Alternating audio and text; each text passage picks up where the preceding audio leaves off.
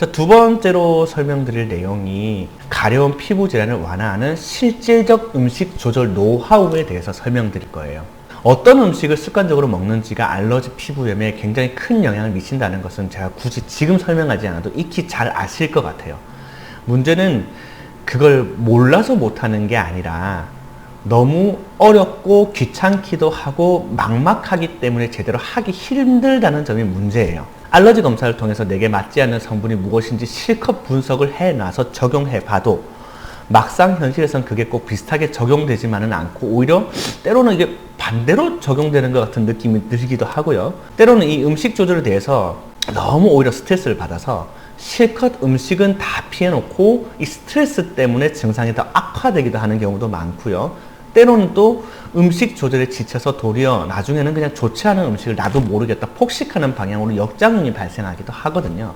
그래서 이제 저 같은 경우는 아토피나 알러지성 피부염이 있는 사람들은 이런 음식을 먹어도 되고 안 먹어야 되는 그런 구체적인 식단표도 또 체질을 분석해서 그 체질에 맞는 음식을 분류한 분석표도 오히려 알러지 검사를 통해서 나에게 알러지를 일으키는 정도를 분석한 분석표도 분명히 잘 존재하고 있지만 도로 반대로 적용해서 이렇게 복잡하게 어려운 길을 시도했다가 오히려 낙담하고 역작용이 나는 것보다는 현실적으로 굉장히 쉽고 간단하게 접근하는 방식을 추천하는 것을 선호합니다.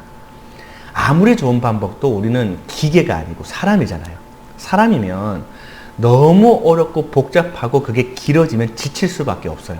그래서 차라리 좀 간단하게 적용하는 방식을 제가 말씀을 드릴게요. 알러지성 피부염을 간단한 식단 조절에 대해서 꼭 지켜야 될 큰 틀 몇 가지를 요약하자면 제가 4가지로 좀 요약을 해볼게요.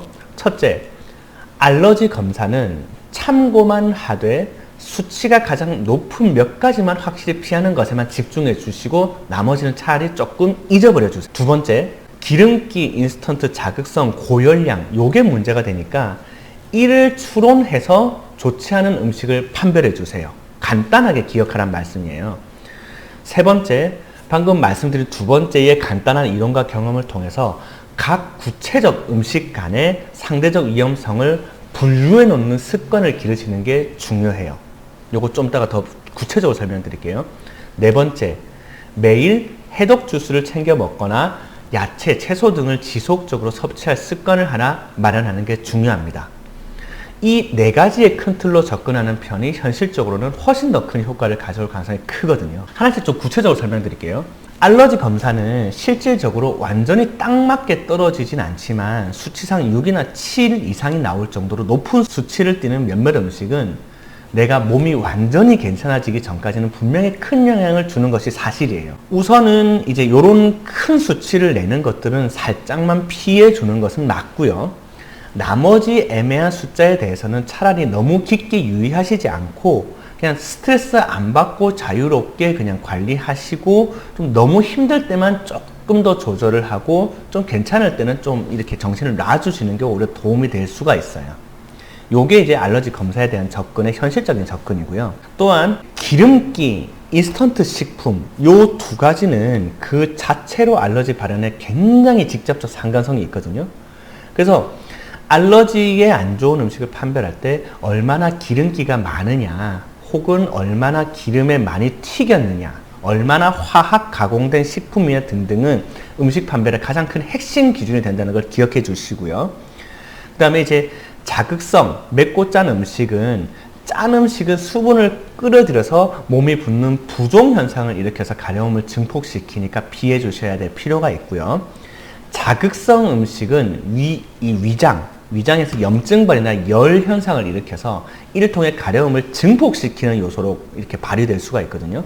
그래서 몸 상태를 보아가면서 이제 가려움이 좀 심하다 그러면 이 증폭 요인이 되는 짠 음식, 매운 음식을 조금 조심히 드시는 것이 좋다고 기억해 주시면 돼요. 초콜릿 같은 고열량 식품은 그 자체로 문제가 되기보다 가려움을 증폭하는 요소 중 하나인 피부 열감 증가에 관련될 수 있기 때문에 조금 먹는 것 정도로는 뭐 크게 문제는 없을 수 있고 너무 많이 먹게 되면 이제 문제를 일으킬 수 있다 정도의 관점 적용이 적당할 것 같아요.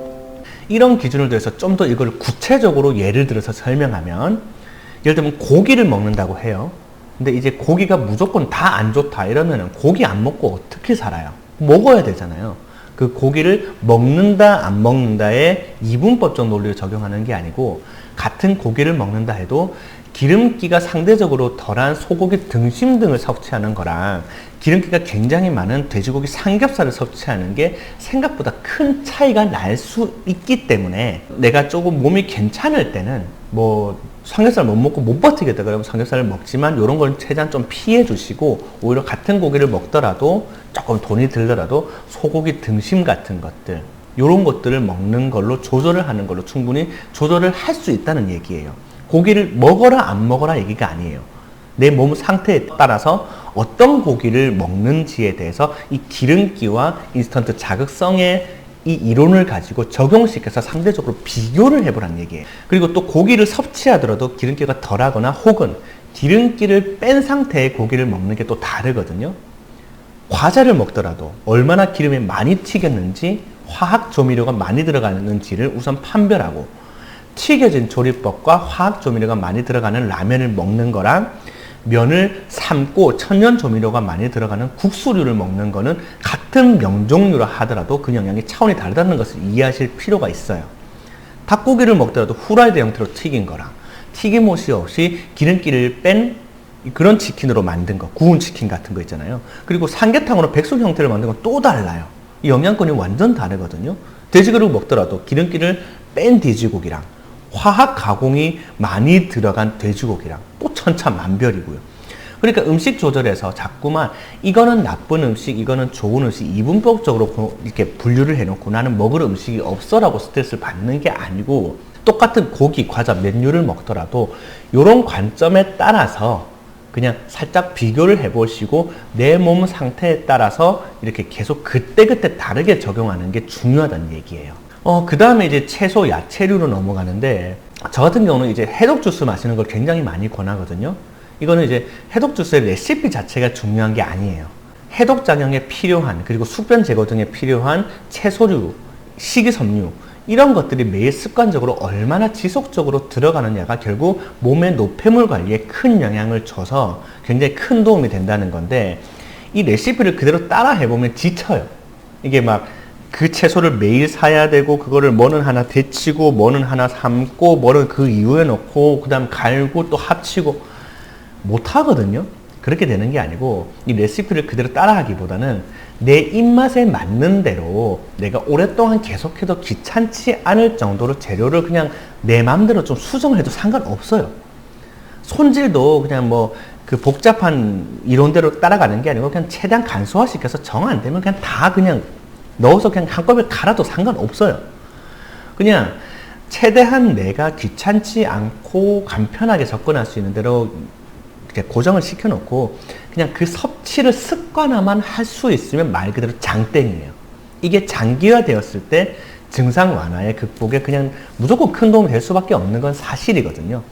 꼭 해독 주스 형태가 아니라도 상관없어요. 내가 먹는 다른 음식에 비해서 채소나 과일의 상대적 비중을 따져봐서 습관적으로 먹는 과일, 채소 비중이 높아질 수만 있으면 그냥 그 자체로 그냥 의미가 있는 거예요. 요렇게 가벼운 마음으로 요 관점으로 접근을 해주세요. 그 다음에 알러지 피부 질환의 스트레스는 뗄래야 뗄 수가 없어요. 그래서 세 번째 말씀드리는 게 알러지 피부 질환과 스트레스의 상관성이에요. 사실 요즘 가려움 질환이 급증하게 된 데는 음식도 있고 환경도 있지만 스트레스 영향의 반이라 해도 과언이 아니거든요.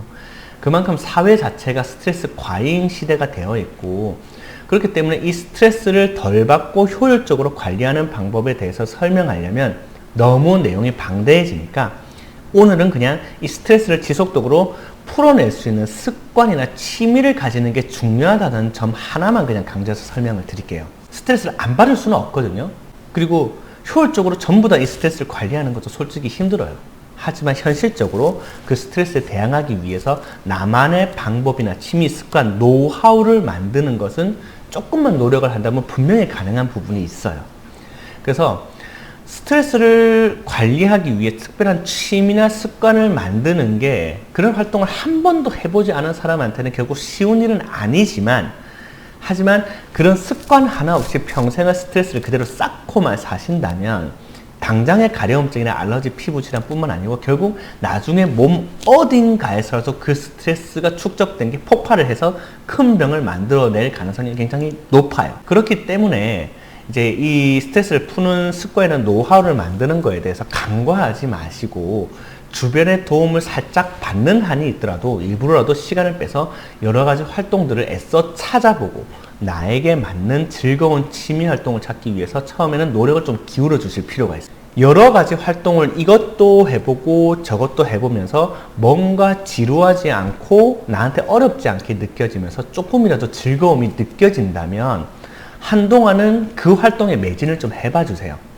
그러다가 좀 한 달쯤 해보다가 그게 안 맞으면 그냥 또 다른 활동을 또 시도해 보면 돼요. 그래서 일주일, 2주일 동안 이것도 해보고 저것도 해보고 요것도 해보고 이런 식으로 몇 달 동안 하나하나 하다 보면 몇 번의 시행착오를 거친 끝에 분명히 나한테 맞는 활동이 하나는 나오거든요. 이 습관적 취미 활동을 통해서 그날의 스트레스를 해소하고 그 작은 활동들을 통해서 크고 작은 성취감을 얻는 것은 결국 내 심리 상태를 나도 모르는 사이에 건강하게 세워갈 수 있어요. 이건 시작해 보시지 않고 느껴보시지 않으면 이게 뭔지 감도 안 잡히거든요. 지금 당장 이제 내 스트레스 지수가 높고 피부 질환으로 인해서 고생을 많이 하고 있고 되게 간절하다면 지금 바로 이것부터 시도해 보세요. 1년만 해봐도 내가 평생 즐거움을 얻을 소중한 취미를 얻으실 수도 있어요. 알러지 피부염은 치료만큼이나 이 관리가 굉장히 중요하게 작용합니다. 이제 오늘 이 짧은 시간 안에 모든 내용을 다 쓸 수는 없지만 방금 말씀드린 이 기본적인 틀만 유지하셔도 증상이 생각보다 훨씬 더 쉽게 관리되면 분명히 느끼실 수 있거든요. 보다 더 자세한 내용은 이제 개인별로 맞추어서 좀 더 긴 시간을 두고 직접 상담을 하는 것이 훨씬 정확하니까 그렇게 알고 계시고요. 이 간단한 내용만 하더라도 큰 도움이 되니까 반드시 오늘부터 한번 간단하게 실천해 보실 것을 추천드립니다.